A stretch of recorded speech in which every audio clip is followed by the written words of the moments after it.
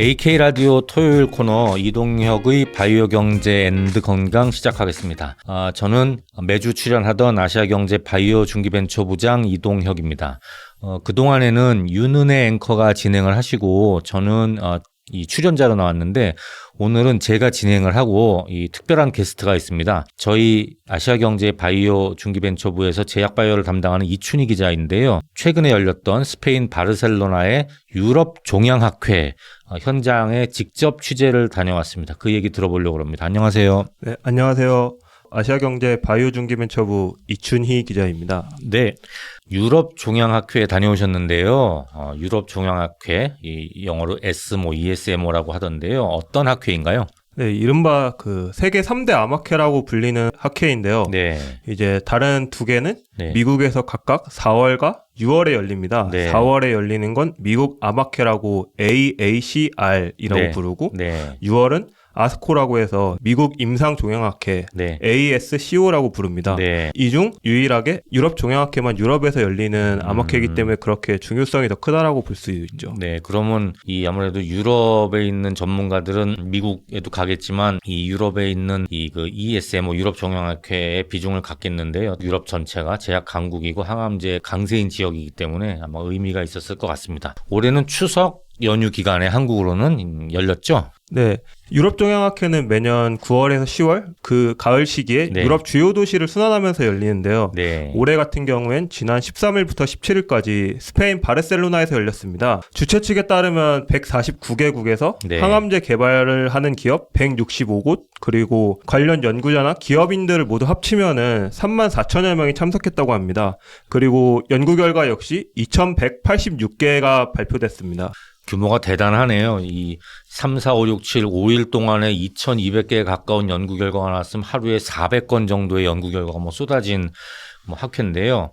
이 수많은 연구 결과 중에서 이번 학회의 특징을 좀 정리하면은 무엇이라고 볼 수 있을까요? 네, 저는 이번 학회를 네. 말기 암 환자에게 희망을 준 학회라고 평가할 수 있다고 생각합니다. 그 글로벌 대형 제약사들이 네. 항체 약물 접합제, 줄임말로 ADC라고 불리고 면역 항암제 같은 네. 최신 약품들을 많이 활용해서 네. 수술을 할 수 없거나 또는 약으로는 암의 진행을 더 이상 늦추기가 어려운 네. 이른바 말기암 환자라고 불리는 이들에게 네. 오랫동안 살아남을 수 있다는 희망을 심어준 학회였다라고 생각을 합니다. 그렇군요.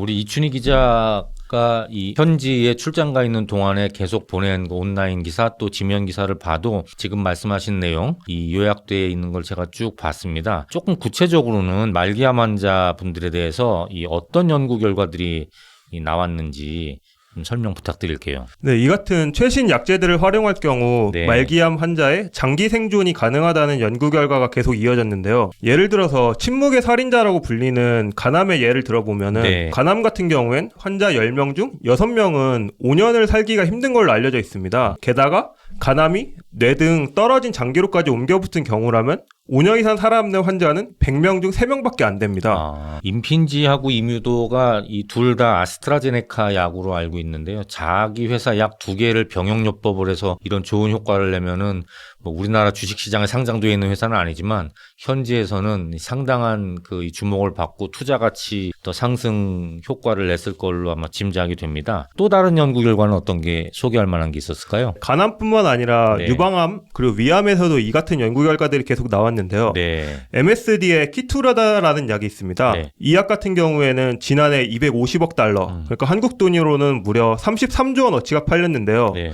이 같은 매출을 기록하면서 세계에서 가장 많이 팔린 약이 됐습니다. 전 의약품 중에서 가장 많이 팔린 약이에요. 모든 종류 의약품 중에서. 네, 항암제뿐만 아니라 모든 약을 통틀어서 가장 많이 팔렸습니다. 대단한 약입니다. 네. 좀 더 설명드리자면 네. 키투르다 같은 경우에는 제대로 된 약이 없던 특이 유방암 환자를 5년간 87% 살리는 데 성공했고 네. 그리고 위암에서도 네. 기존 치료법 대비 환자의 사망 가능성을 28% 줄였습니다. 네. 특이 유방암이라는 게 보통 항암제가 표적으로 삼는 세 가지 타겟이 다 없는 이른바 삼중음성 유방암 말씀하시는 거죠? 네, 여기서는 간단하게 좀 설명드리자면 네. 이제 주로 이제 허투라고 불리는 네. 그런 게 있고 이제 수용체라는 게 이제 세 가지 정도 네, 있는데 네, 네. 그것들이 모두 나타나지 않는 그렇죠. 그래서 이제 기존에는 치료가 상당히 어려웠던 암을 뜻합니다. 네, 그렇군요. 그리고 이 ADC 관련 열풍도 있었다는데 이 ADC 설명도 좀 해주시죠. 네, ADC 같은 경우에는 이른바 암 잡는 유도 미사일이라고 불리는 약인데요. 네. 암세포만을 정확하게 찾아가서 공격할 수 있기 때문에 이 같은 명칭이 붙었습니다. 네. 예, 또 아스트라제네카 약인데요. 네. 이 열풍을 이끌고 있는 에너투라는 약이 있습니다. 아스트라제네카 대단합니다. 네. 네. 아스트라제네카가 이제 일본의 다이이치 산쿄라는 기업과 함께 손을 잡고 개발한 약인데요. 유방암에서 주로 이런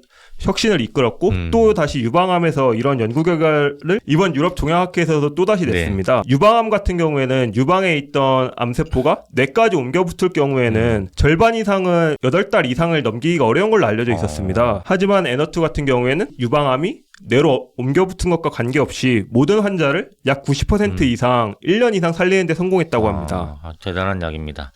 그리고 ADC 말씀하셨는데 ADC는 우리가 이제 그동안에 이제 비교적 설명이 조금 나왔었고 이 방송에서도 제가 또 설명을 드린 바도 있어요. 이전 방송에서 이 조금 전에 말씀하신 것 중에 이제 면역 항암제 말씀하셨는데 이 면역 항암제라는 거는 어떤 기전을 가지고 그 암을 잡는지 조금 설명 부탁드릴게요. 면역 항암제 같은 경우에는 네. 암을 직접 공격하기보다는 네. 우리 몸 속에 있는 암을 공격할 수 있는 면역 체계가 암을 최대한 잘 공격할 수 있도록 돕는 역할을 하는 약이라고 생각하시면 됩니다.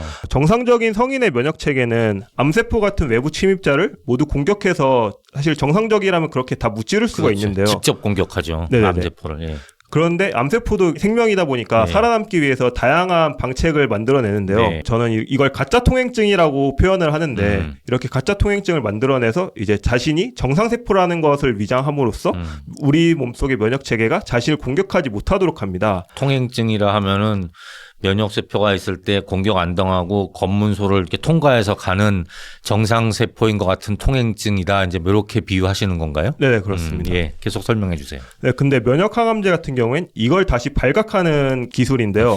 네. 네. 그래서 암세포를 암세포라고 우리 몸속의 면역체계가 인식할 수 있도록 하고 그렇게 되면 이제 면역체계가 다시 정상적으로 암세포를 공격할 수 있도록 하는 약입니다. 네. 사실 면역항암제는 초기 개발됐을 때는 네. 이제 기존의 항암화학요법이라는 그런 우리가 일반적으로 생각하는 이제 굉장히 독한 약을 많이 썼는데 예. 이제 그것들이 먹히지도 않았을 때 네. 그런 최후의 수단으로 쓰는 약이었다면 이번 학회에서 발표된 연구 결과들 같은 경우에는 이제 이 약이 처음부터 암세포를 최대한 잘 공격할 수 있기 때문에 초기 치료부터 쓸 수 있는 약으로 자리 잡을 수 있는 학회였다라고 생각을 합니다. 그러면 처음부터 1차 치료제로 적용이 될 수 있는 정도로 그 이 효과가 입증이 됐다 이제 이런 말씀이군요. 네, 이번에 발표된 제가 언급드렸던 연구 결과들 같은 경우에 대부분 다 이제 그런 1차 치료를 대상으로 연구된 겁니다. 암 환자분들께 희망이 될 것 같습니다.